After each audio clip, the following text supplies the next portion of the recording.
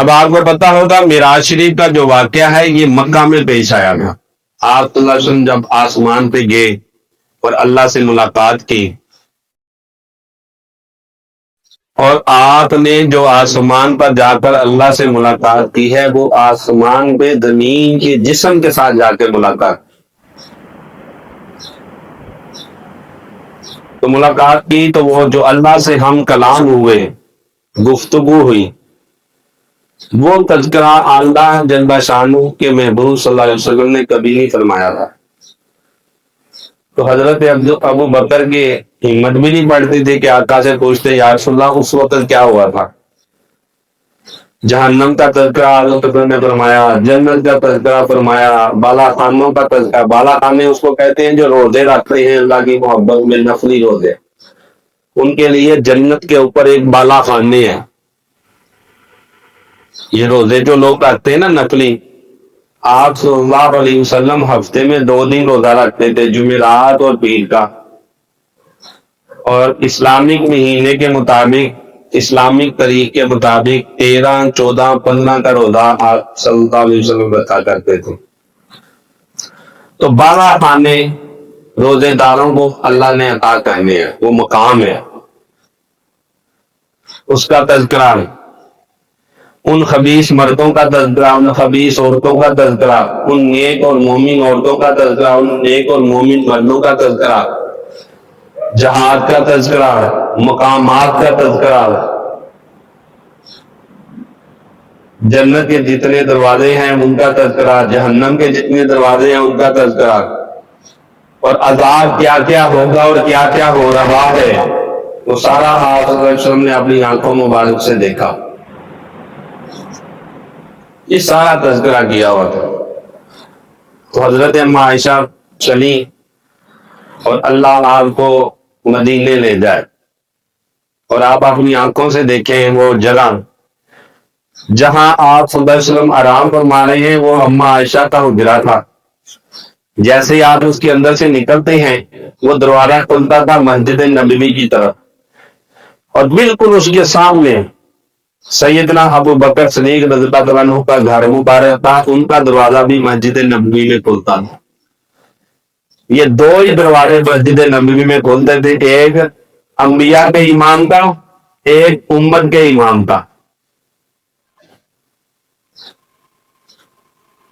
انبیاء کا امام محمد رسول اللہ صلی اللہ علیہ وسلم، اور امت کا امام سیدنا ابو بکر صدیق رضی اللہ تعالیٰ عنہ. مومنوں کے امام، مسلمانوں کے امام، اللہ والوں کے امام، انبیاء کے بعد سب سے افضل سیدنا ابو بکر صدیق رضی اللہ تعالیٰ عنہ. جس کا یہ عقیدہ نہیں وہ مسلمان نہیں ہے، وہ اسلام سے خارج ہے، اس کا اسلام کے ساتھ کوئی تعلق نہیں. جو حضرت ابو بکر صدیق رضی اللہ تعالیٰ عنہ کو انبیاء کے بعد سب سے افضل نہیں مانتا، اس کا ایمان سے کوئی تعلق نہیں، اسلام سے کوئی تعلق نہیں، اس کا اہل سنت والجماعت سے کوئی تعلق نہیں، اس کا تعلق اسلام سے کا ساتھ ہے ہی نہیں. سیدنا ابو بکر صدیق رضی اللہ تعالیٰ عنہ کے پاس اما عائشہ پہنچی. ابا جان آپ کا علیہ الصلوۃ والسلام بڑی خوشی میں اور فرما رہے تھے یا عائشہ کچھ پوچھنا ہے پوچھ لے، کچھ لینا ہے لے لے، کچھ مانگنا ہے مانگ لے. تو سیدنا ابو بکر صدیق رضی اللہ تعالیٰ عنہ خوشی کی وجہ سے آنکھوں سے آنسو آ گئے. ہاں عائشہ، محبوب خدا سے پوچھو کہ جب خدا سے ملاقات ہوئی تھی، ہم کلام ہوئے تھے، اس وقت کچھ باتیں ہوئی تھی، وہ آپ صلی اللہ علیہ وسلم نے مکہ سے مدینہ بھی آ گئے لیکن ابھی تک نہیں بتائے. وہ پوچھو کیا بات ہے. تو جیسی اما عائشہ واپس آئی نا تو آقا علیہ الصلوۃ والسلام نے دیکھا اور مسکرا پڑے. کہا عائشہ مجھے پتا ہے ابو بکر نے کون سا سوال کیا ہوگا، کیونکہ مجھے یقین ہے ابو بکر مومنوں کے امام ہیں اور یہی وہ سوال پوچھ سکتے ہیں.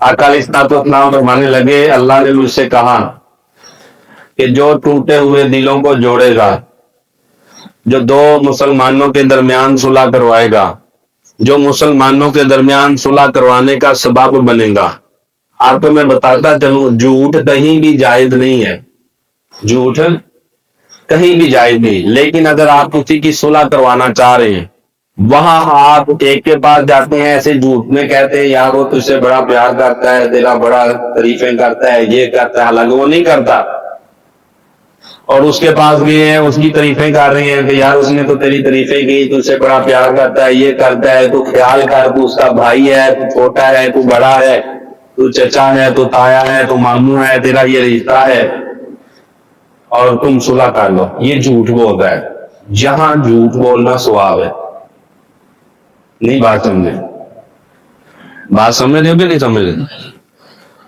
کبھی جھوٹ بول کے صلح کروائی ہے؟